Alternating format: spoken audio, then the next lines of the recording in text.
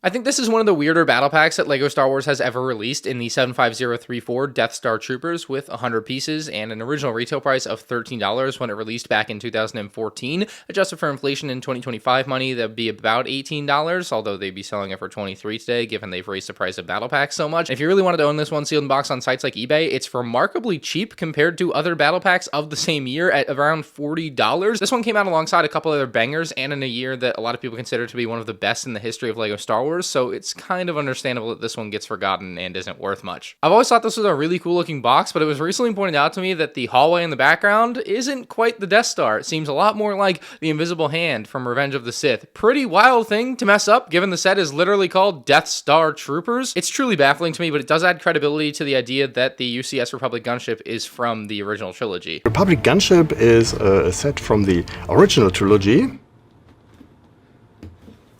I just flipped the box around and realized the second picture of this Death Star Troopers battle pack is taking place in the hallways of the Tantive 4. This just got even weirder. Holy crap, that is so odd. The top right picture looks like it might be looking out from the inside of the Death Star, but what a wild box. Wow, I never noticed these things. I hadn't looked at this one in a while, and certainly not with a critical eye, but cutting into and unboxing this one, you're going to find some bags, your instructions, just normal stuff. It's a normal battle pack set, nothing crazy. Like any good battle pack, this one includes 4 minifigures, and we'll start with the 2 Death Star Gunners. They are both identical in this set, and specifically to their accessories, we have the stud shooter. This was the first time the stud shooter was introduced in 2014. They were ugly then, they are ugly now. They are still functionally pretty cool, I guess, as a play feature. I was 16 when these first got introduced, and I don't think I've seen people that were kids when these got introduced have nostalgia for them, so I don't think they've aged well at all. No one cares about them. But the actual Death Star Gunner is a fantastic figure. You've got the Imperial logo on the front. The little dots of printing on the side of the helmet are just incredible, and the way they get them like perfectly on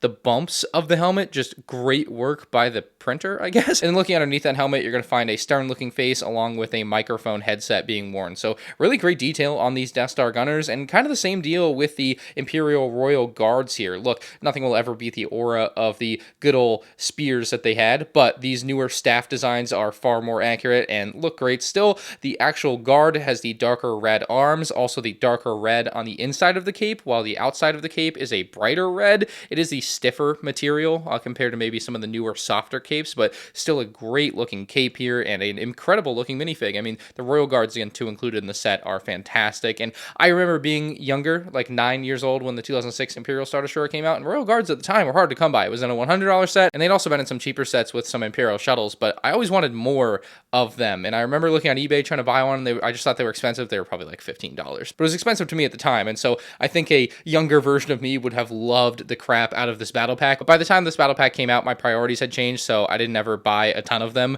I bought more of the Clone Trooper ones, of course. But yeah, really cool minifig selection, and great to add to an Imperial Star Destroyer that came out in summer of 2014, of course. So I think that's why they released it this year, because there otherwise wasn't really a Death Star coming out. I think they were just about to retire that 2008 Death Star. The 2016 one was still a couple years away, so I think this one best paired with that Imperial Star Destroyer that came out in the summer. As far as battle pack builds go, this one is very different. A lot of times you get a speeder, a walker, a piece of scenery, but this is a very stationary cannon. And it's just different than what I think I'm very used to. So I like the color scheme on it. Nice gray, black color scheme with some slight accents of translucent red that definitely look cool. Looking at the far side of the cannon, you can see it's a very clean design. You even got like a little scope on top, which I think is pretty cool. At least I assume it's a scope. But one of the main features of this thing is that you can point it down, or you can point it way up in the sky, maybe even higher than I have the camera frame. So really cool how high this thing can go. Kind of acts like a mortar maybe, or you can use it to shoot down like ships in the sky. However a kid would imagine, but I think of it certainly as more of a mortar, because the actual physical shooting piece, the flick fire missile here, will go up and come back down. So let's test that out. Actually, I never did this. Okay, it didn't get very high. All right, maybe that's not the way to use it. We'll use one of our Death Star Gunners as target practice here. Man, that didn't work very well either. You're supposed to just push this in. I guess that shot off a little bit better. But as I reload it, you'll see it's a really simple mechanism. It's just this piece here pushing on the flick fire missile. So if I just hit it hard enough, it should get him. I missed. Unbelievable. Point blank. I moved it much closer to test the power.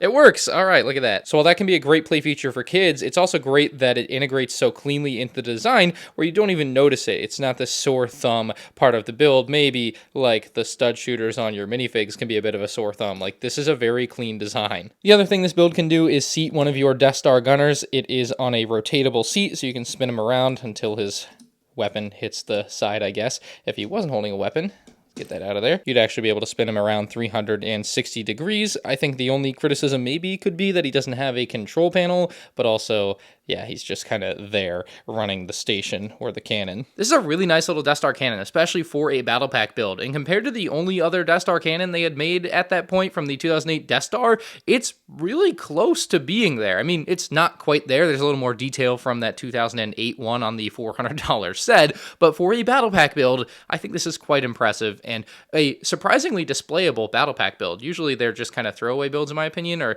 you know, put them in a bin, but this one could actually look cool as part of an Imperial display. I suppose if I was going through a list of Imperial battle packs LEGO Star Wars should make, this one would never be very high on it. Like 2 Death Star Gunners, 2 Royal Guards, you're just going to get those through other sets. You need more Army buildable troopers in my opinion. But I like this set. I think they made a really cool, interesting, unique battle pack, one that kind of stands out from the crowd in a way, and to be fair, we had 2 other banger battle packs in that year, so it makes it a little bit easier to get one that might not be the best one we'll ever get, you know, when you get 2 others that are quite frankly 2 of the best we've ever gotten. But yeah, looking back on it, I really like this Death Star Troopers battle pack. I would never Army build it, but it's a cool one to get one of and say you have, so it's a reasonably affordable still. I would recommend buying this one on the secondary market just to have one of those classic 2014 LEGO Star Wars sets for $40 sealed in the box. I mean, obviously that price can change over time, so if you're watching us in the future, you're gonna have to reference it for yourself, but for the current prices, it's not bad. Let me know your thoughts on this one in the comment section below. If you enjoyed, hit that like button. You can check out more LEGO Star Wars 2014 set reviews on the end screen now.